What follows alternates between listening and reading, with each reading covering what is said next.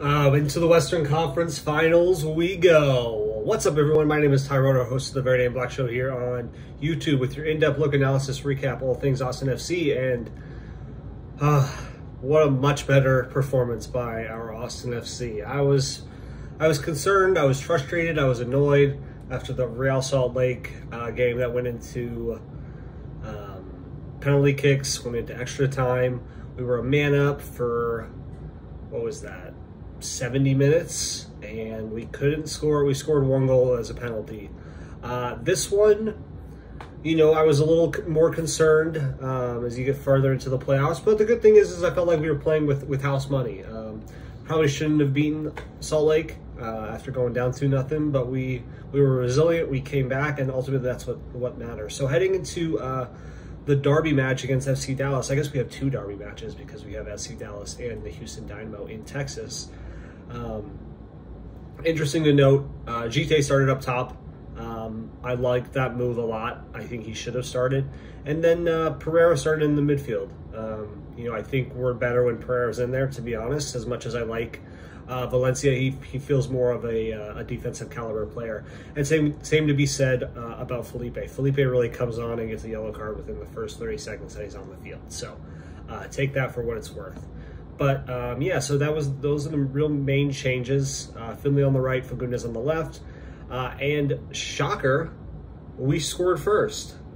It definitely felt like we had a different mentality heading into this game from the get-go. I mean, it just felt like we were controlling possession. We were really manhandling FC Dallas. Ultimately, they ended up with more possession, 53-47. We did have 18 shots. They had 9 shots. We had six shots on goal and 5 shots for Dallas on goal. But in the 26th minute, you know, Gite, the man that Josh Wolf put in for Ruzzi, he scored. And I think he may have gotten a little bit of a knock in the second half. Hopefully nothing too serious because, you know, after scoring, I think he's earned the right to start the remainder of the playoffs, whether that's one game or that's 2 games. So hopefully in LA, he gets the nod to start. I'd be disappointed if he doesn't. Only reason I could see him maybe not starting is if he is injured and it looks maybe like a hamstring. Then, you know, what are you going to do? Then, you know, Rute probably is in there starting. But, yeah, so we moved to, you know, the second goal 3 minutes later, and Driussi scores. And you're thinking, oh my gosh, we have finally unlocked the key to our success. We're up 2-0 in the first half. No team is going to pull off what we typically pull off, where they come back from 2-0 down. So we were sitting pretty. I felt really, really good after that second goal. I was kind of hoping we could get maybe a third. And then, you know, we hit halftime. It's 2-0. In the 65th minute, though, Dallas scores to make it 2-1. And from there on out, you know, we're really just playing for the result there at that point. And kudos to FC Dallas. They had a great season. They don't have the offensive firepower that we do. But yeah, after they scored, you know, to make it 2-1, you really felt like, okay, if Dallas gets one more, are we going to repeat this all over again and go into extra time? Because it really felt like we were choosing to sit back, which is okay. You know, ultimately we won 2-1. They didn't score a second goal. You know, our defense played strong. So yeah, overall happy with the result, happy with how it looked. Would have liked, you know, in a perfect world, would have liked a third goal, either, you know, before they score their first or after they score their first, just to ensure victory rather than make us sweat out the remainder of the match. But now we turn our sights to the Western Conference Finals, where we are going to LA against LAFC. Good news. Actually, I'll start with the bad news. Bad news is it's in LA. That is the bad news. Other bad news, LA are probably the best team we will have faced in the playoffs. The good news, we've already beaten them twice this season. Once at home, and then once in LA too. So, you know, we're going for the trifecta here on the season to beat them 3 games this season. And,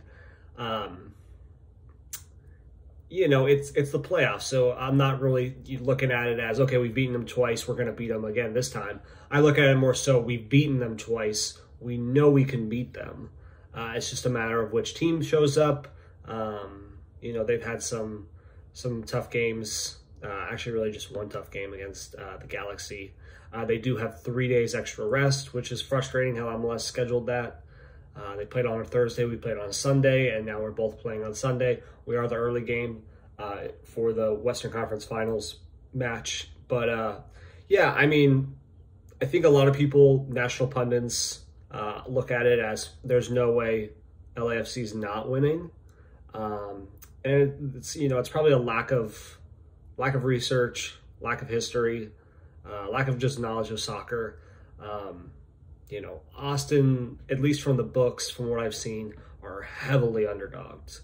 We're looking like plus 400, plus 450 for them to just win on the money line. And we are not that bad. We are not the Houston Dynamo. We are not DC United. We are Austin FC. And, you know, I would much rather go into this game as a heavy underdog because, to be honest, I don't think we are a heavy underdog. Unless LAFC comes out and wins 3-0, like I think a lot of people in the national scene are thinking, potentially, just based off of how the lines are, you know, then I'll sit back and say, okay, we had a good season. Ultimately, LAFC were the better team. But I really think we have a real shot, you know. In my head, I'm kind of expecting LAFC to win, just because they're at home. I don't think they lose to us 3 times in a season, and it's the playoffs. The other good thing though, is if you think like that, you know, you're surprised when the alternate option occurs. But I also think LAFC has all the pressure on them. I don't think Austin has any pressure on them whatsoever. I mean, granted, you know, there's probably pressure in the locker room to win, to advance the MLS Cup, but I think all of the pressure is on LAFC, which is good because, you know, we're the heavy underdogs. No one's expecting much. If we lose, it's because we were supposed to lose. If we win, you know, then maybe people will realize we shouldn't have been as heavy underdogs. So if you're listening to this or watching this, throw some money on Austin FC money line. We are, you know, you talk about like college football lines and you know, baseball, hockey, basketball, whatever it may be. I would say the equivalent of the lines right now for Austin FC are Alabama. Maybe not Alabama. Alabama's probably not a good analogy, but yeah, I would refer to it as Texas, I guess, versus Alabama. You know, everyone thinks that Alabama's going to stomp Texas, win by 21. Texas ultimately loses by 1.